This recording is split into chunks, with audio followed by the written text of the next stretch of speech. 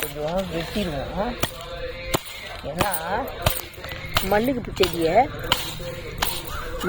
செடியை எல்லாத்தையும் இது பண்ணிட்டு புளிச்சக்கீரை எடுத்துக்குவோம். கொஞ்சம் யாருக்கெல்லாம் புளிச்சக்கீரை பிடிக்கும்? மக்களே பாருங்க, இன்னைக்கு அறுவடை புளிச்சக்கீரை.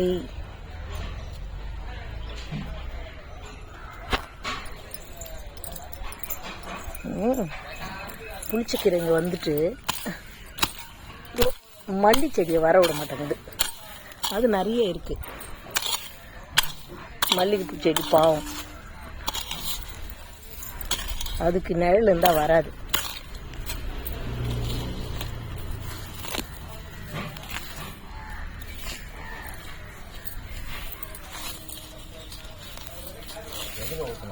இந்த பாரு, இதுக்கு ஊற்றுங்க.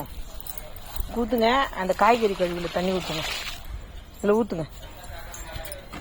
இப்படி ஓரமாக எடுத்து வச்சு ஊற்றுங்க. அப்படி எடுத்து வச்சு ஊற்றுங்க.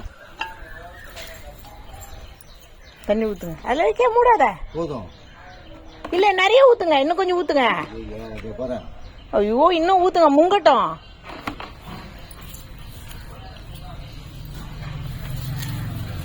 உரம் ரெடி பண்ணுறோங்க.